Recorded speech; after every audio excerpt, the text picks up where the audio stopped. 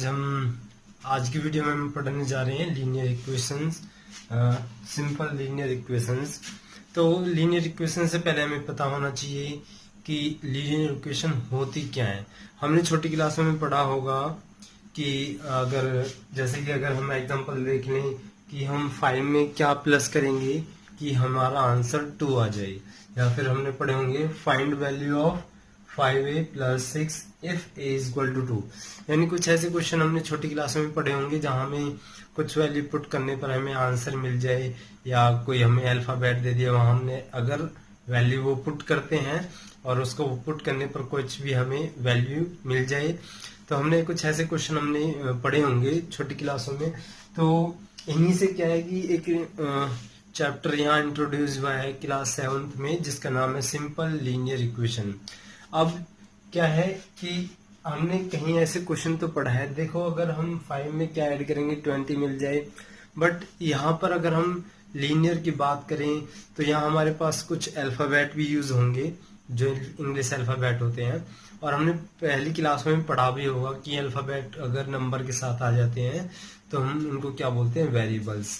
ठीक सा जो चैप्टर है सिंपल लीनियर इक्वेशन, उससे पहले हमें कुछ टर्मिनोलॉजी पता होनी चाहिए कि किस टर्म को क्या बोलते हैं, तो ही हम इस चैप्टर को समझ पाएंगे।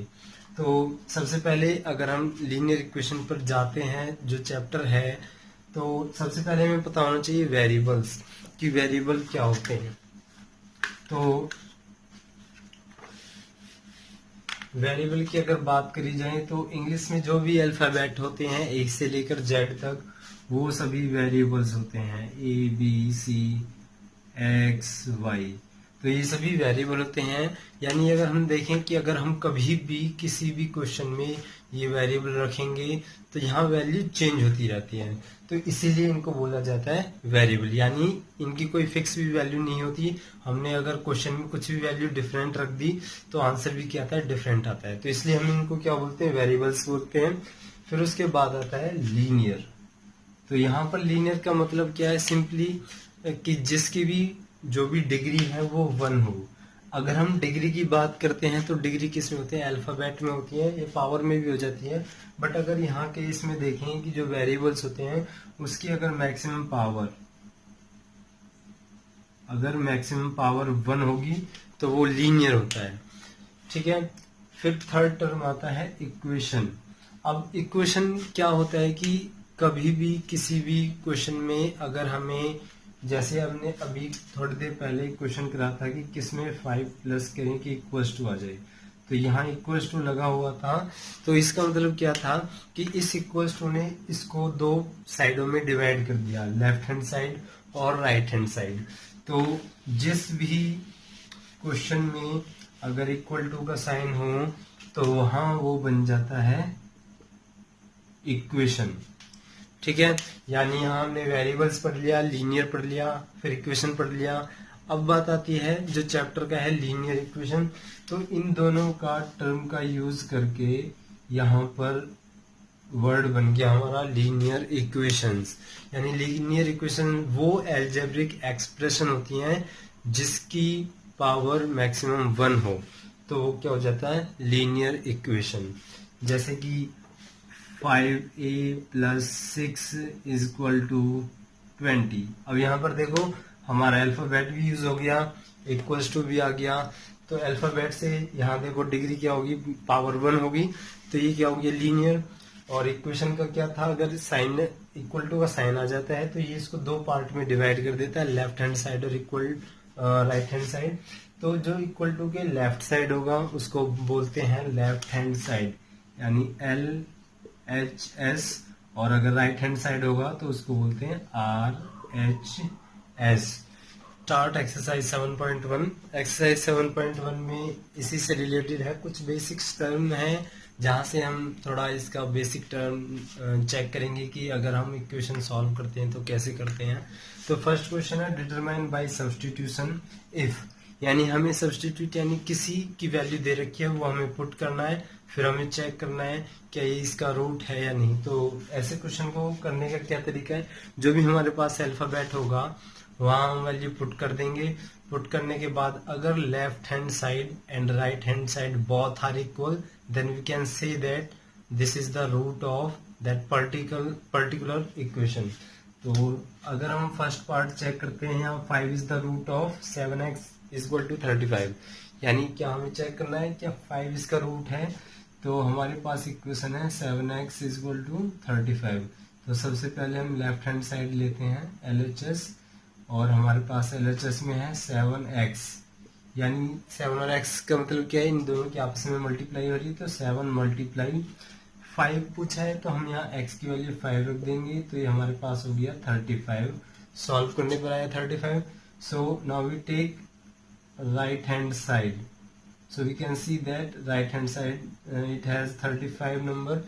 सो हम यहाँ क्या देखते हैं कि जब हमने लेफ्ट हैंड साइड सॉल्व करा तो अभी हमारा क्या आया था 35 और RHS में क्या आया था 35। तो यहाँ से हमें क्या पता चल रहा है, left hand side is equal to right hand side. So thus we can say that this is the root of this particular equation, क्योंकि यहाँ both left hand side and right hand side satisfy करती हैं। So now we move on B part। Same B part में क्या है कि -2। Now this time we take a negative value, so we can check this is the root or not। तो हम यहाँ check करते हैं 8x - 4 is equal to 11। So same procedure, first we take left hand side. So in this equation left hand side contain 8x - 4. So we put x is equal to -2. 8 multiply -2 and -4. So first we multiply 8 and -2, we get -16 and -4. So here is a minus sign, both number contain minus sign. So -16 and -4 -20, because these two number contain same sign. If both number same sign, so we can add these two numbers. So यहाँ पर यहाँ हो गया -16 and -4, sign same है तो हमने इसका plus कर दिया नंबर्स का, लेकिन साइन वही आता है जो दोनों नंबरों में साइन होता है। सो अगर हम यहाँ राइट हैंड साइड देखते हैं RHS हमारे पास कितना है 11। अब यहाँ से अगर हम कंपेयर करें कि लेफ्ट हैंड जब हमने सॉल्व करा तो हमारे पास आ गया -20 और राइट हैंड सॉल्व करा तो 11 आ गया। तो यहाँ से क्या पता चल रहा है, left hand side is not equal to right hand side.